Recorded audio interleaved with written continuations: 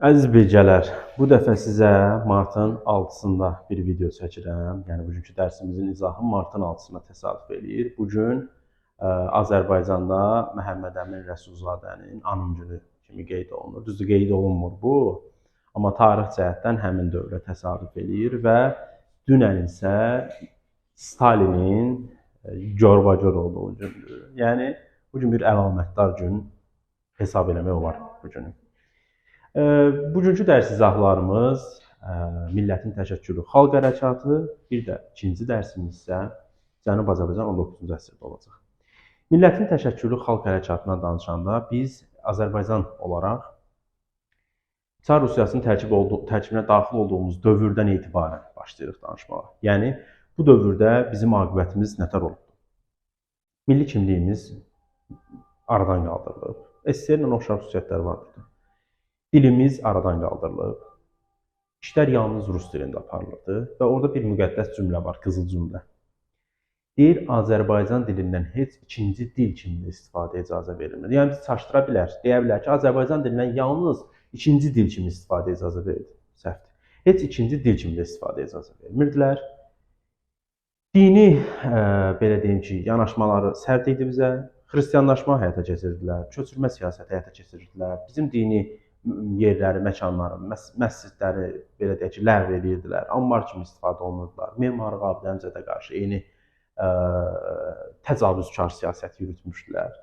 Bu bizə qarşı bizi müsəlman adlandırırlar, tatar adlandırdılar. Onsuz da o dövrdə milliyyət anlayışı tam ortaya çıxmamışdı. Lakin orada yazırlar ki, Azərbaycanlıları Azərbaycanlı adlandırmaqdan imtina edirdilər, qaçırdılar. Bu ifadə səhvdir. Çünki Azərbaycanlı anlayışı yox idi. Azərbaycan, keçən videoda demişəm, bu videoda təkrar edən bir coğrafiyadır. Və Xalq Cümhuriyyətinə qədər heç bir dövlət Azərbaycan adlanmıydı. Azərbaycan adı əyalətləri olub. Məsələn, biz Nadir Şah da eyni şey demişik, 1-ci Abbas da eyni şey demişik. Amma Azərbaycan adı dövlət olmur. Yəni bizi niyə Azərbaycanlı adlandırsınlar ki? Arranlı, Qarabağlı, Şirvanlı və s. Amma Azərbaycanlı yox idi. Yəni burada belə kitab, belə cümlə yazıb, o biraz absurddur. Bu hadisələrin yekununda deyə bilərik ki, bizə istər milli, istər dini, istər zehni cəhətdən məhdudiyyətlər qoyurdular, rahat yaşamamıza əngəl olundular. Və belə bir dövrdə Azərbaycan təbii ki, bir şey əvvəldən qeyd edim ki, bir yerdə nə sıxışdırılırsa, o da inkişaf edir. Yəni, əgər bizim milli kimliyimiz, dini görüşlərimiz bastırılırsa, o da partlayışla nəticələnir. Ümumiyyətlə, bu millət anlayışına gəlib çıxacaq. Millət anlayışının yaranmasının əsas səbəbi kapitalizm olur. Çünki kapitalizm fərdiləşmək istəyir və fərdiləşmə olduğu üçün kiçilmələr həyata keçirilir. Bu kiçilmələrin nəticəsində müsəlman məfhumunun içindən bir Azərbaycanlı məfhumu çıxır ortaya. Yəni bizim ərazidə, düzdür, indi bu biraz da kiçilmə həyata keçirilir ondan sonra. Məsələn, Azərbaycanlı adlandıq tutaq ki, o dövrdə, amma Talış, Türk, Avar filan millətlər də öz yerindədir. Amma burada hələ ki, Azərbaycanlı da kiçilmə həyata keçirilir. Və biz təbii ki, millət anlayışı meydana gəlməyə prosesindən söhbət edirik. Nətər olur millət anlayışı meydana gəlir? Birinci növbədə iqtisadi zəmin yaranır. Əgər vilayətlər arasında əlaqə güclənirsə, vahid millət yarana bilir. Eyni zamanda kapitalizmin inkişafı nəticəsində yeni təbəqələr meydana gəlmişdir. Burjuaziya və zadəganlar, yaxud burjuaziya daha doğrusu fəhlələr. Millətin yaranmağında yaxından iştirak edirlər. Vahid dilimiz var idi. Hamı Azərbaycan dilində danışırdı. Düzdür, bizə rəsmi icazə vermirdilər bu dili istifadəyə. Amma yekunda Azərbaycan milləti anlayışı meydana gəlir. Bu dövrdə millətin meydana gəlməyi bizi eyni zamanda xalq hərəkatına sürükləyir və bu xalq hərəkatı təzə kitaba görə 3 mərhələyə bölünür. Birinci mərhələ 1875-1904, ikinci mərhələ 1904-1917, üçüncü mərhələ 1917-1918. Birinci mərhələdə maariflənmə, özünü dərk, Azərbaycan dilinin belə deyim ki, təbliği, inkişaf, oyanma mərhələsi hesab olunur.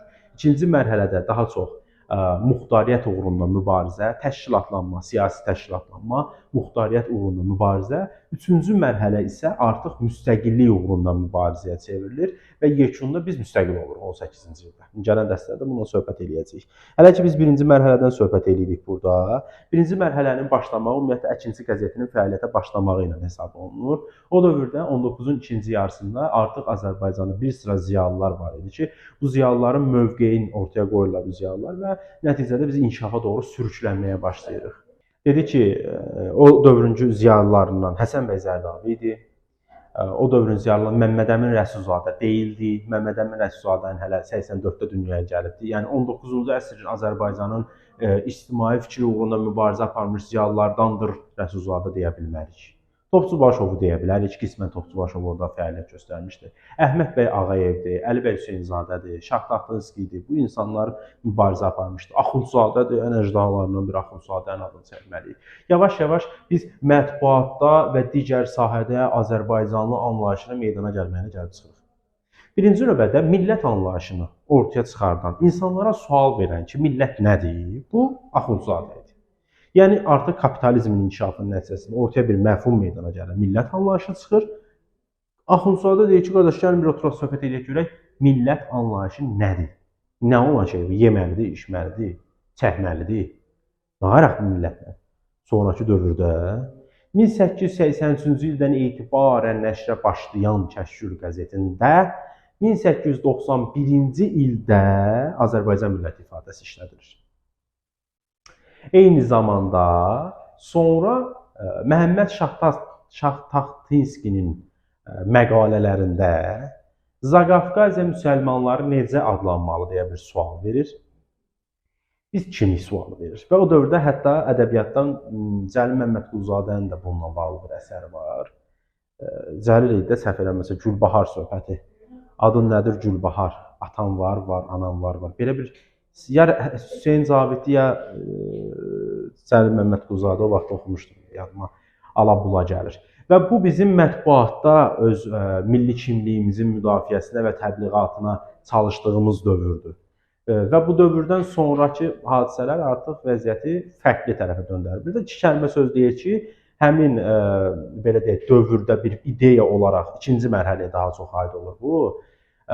Türkləşmək, müsəlmanlaşmaq, bir də İslamlaşmaq ideyasını Əli bəy Hüseynzadə hazırlayır.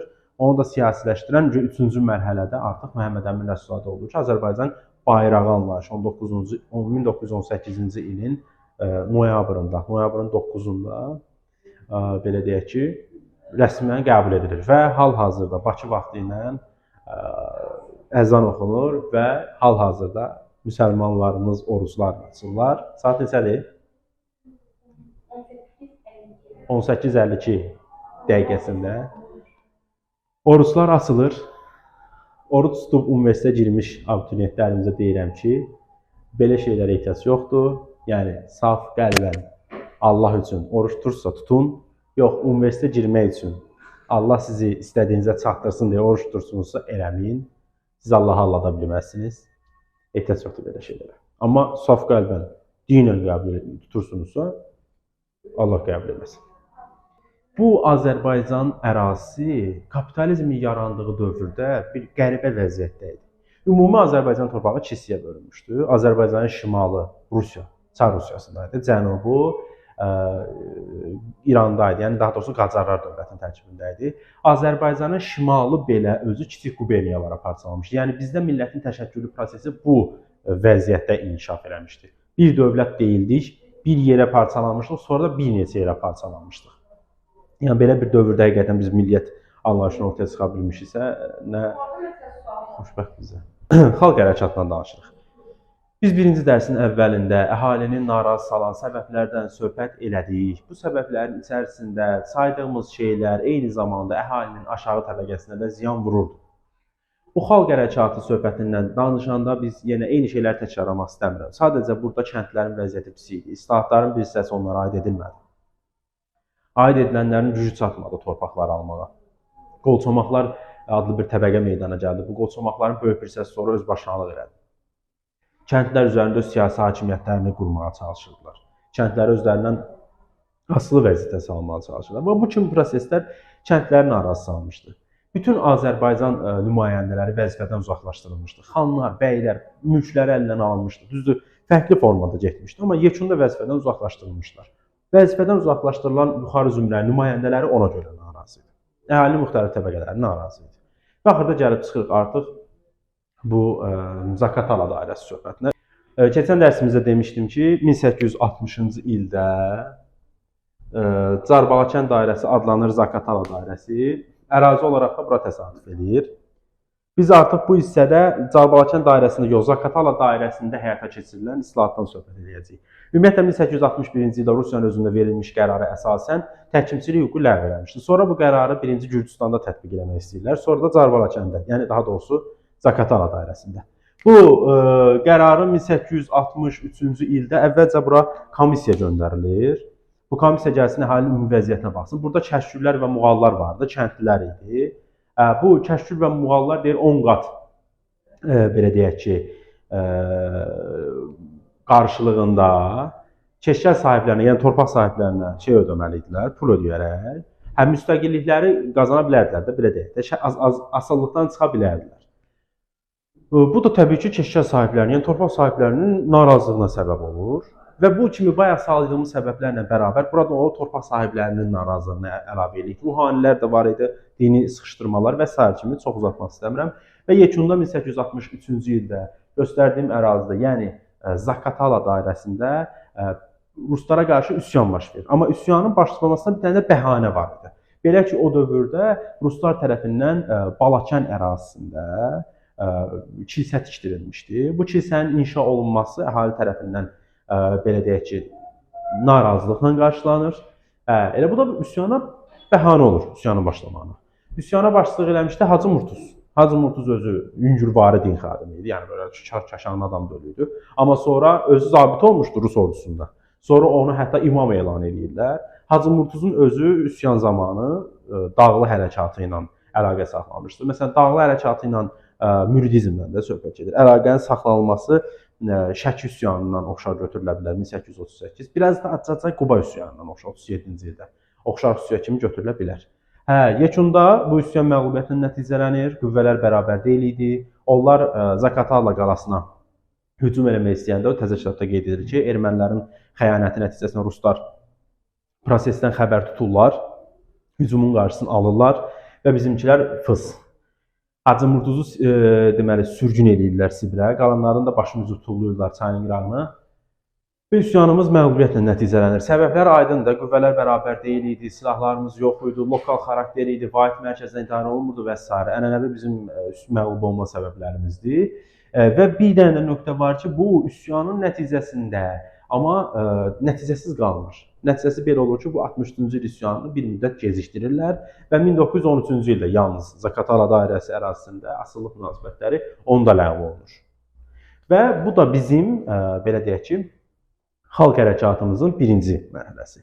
İkinci mərhələsində biz qaçaqçılıqdan söhbət edirik. Kəndlərin vəziyyətinin pis olmağı, bir ağır vergi ödəməyi, mükəlləfiyyətlə məşğul olmaqları, eyni zamanda özlərinin torpağı olmamağı, çətin şəraitdə yaşamaqları onları boğaza yığmışdır.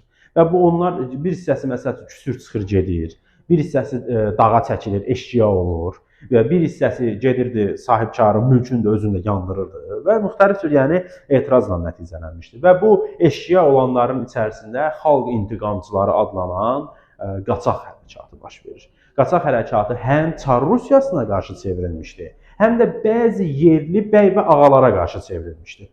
Biz qaçaq hərəkatına təzə kitab əsasən 3 dənə cümləni oxuyuruq cəmi cümlətanı. 1. Zəngəzur qəzası ərazisində qaçaq nəvi fəaliyyət göstərmişdi, özü Gorustan idi. İndi onun həyat yoldaşının məzarı şeydədir, Qubadlı rayonu ərazisindədir. 1. Deməli, qaçaq nəvi idi. Sonra deməli, qaçaq Kərəm var idi. Qaçaq Kərəmin özü Qazax belə deyək ki, qəzası ərazisində fəaliyyət göstərmişdi. Eyni zamanda köhnə kitabda deyilir bunu ki, həm Osmanlıda da fəaliyyət göstərib, həm də Gürcüstanda da fəaliyyət göstərib. Amma o təzə kitabda bir cümlə yazıbdır. Bir də Yezavetpol ərazisində olan Dəli Alının fəaliyyətindən söhbət edirik. Sonuncu danışacağımız hissə isə tətillərdir. Ümumiyyətlə biz 3-cü mərhələ olaraq belə deyək ki, fəhlələrin vəziyyətindən söhbət edirik. Fəhlələrin vəziyyəti pis idi. ağır iş şəraitində işləyirdilər. 14-16 saat sığorta yoxdur, dincəlmə yoxdur, istirahət yoxdur, əmək haqqı azdır, bu kimi narazılıq səbəbləri və yekunda fəhlələr bıkır.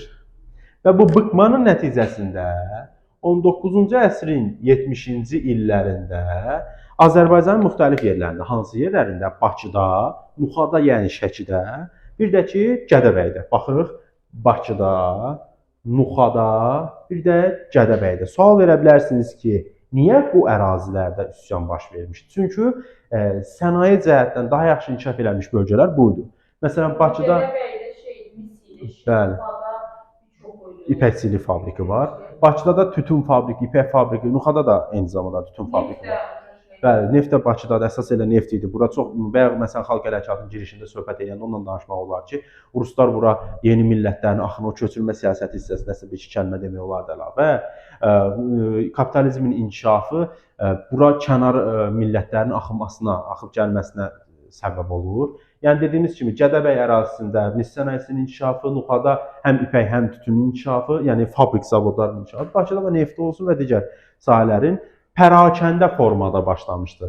Bu pərakəndə formada başlamışdı. Onlar yalnız deyil, iqtisadi tələbləri sürürdülər. Yəni qardaş, mənim nə demək haqqımı artır, maaşımı çoxalt, iş saatım imkan varsa biraz azalt, bir gündə imkan ver, səhər saat 12-yə qədər evimdə yatım.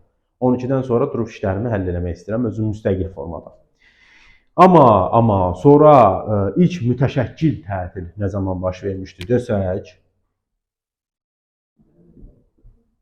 və bunu dönə-dönə vurğulasaq ki, 1895-ci ildə Bakıdakı tütün fabrikində, bax, uşaqları çaşdırmaq üçün hazırlayırıq ki, Şəkidəki tütün fabrikində səhvdir, Zaqataradakı tütün fabrikində səhvdir. Çünki niyə Şəkidəki ilə anlatmaq olar? Çünki ilk tütün fabriki Şəkidə açılmışdı. Uşaq da fikirləşər ki, tütün deyəndə ki, yəqin Şəkidə olar da. Amma Bakıdakı tütün fabrikində 1895-də üsyan baş verir. Üsyanın nəticəsində bir azyaşlıların əməyindən istifadə məhdudlaşdırılır. Bu 19-cu əsrin sonunda Hindistan tarixinə oxşar üsyandır ki, orada da eyni üsyan baş vermişdi. Yəni daha doğrusu üsyana nəticələnən yeni qərar baş vermişdi, qərar qəbul edilmişdi. Bir azyaşlıların əməyi məhdudlaşdırılır, bir də hərbi vəziyyət elan olunur. Fəhlə hərəkatının yekun nəticəsində istədilənə tam nail olmurlar, amma qismən nail ola bilirlər, əziz bölgələr. Bununla da sizin xalq hərəkatı, millətin təşəkkülü dərsi başa çatır. Yorğunam açığı, çünki bu gün Məmməd Əmin Rəsulzadənin vəfat günüdür. Durğunam açığı, çünki saat artıq 7-yə qalıb. Siz də neyinirsiniz? Orucunuzu açdınızsa, dərs izahına baxdınızsa, videonu da bəyənirsiniz, sonra gedirsiniz, istirahət edirsiniz. Dərs oxuyun, istirahət vaxtı öyle.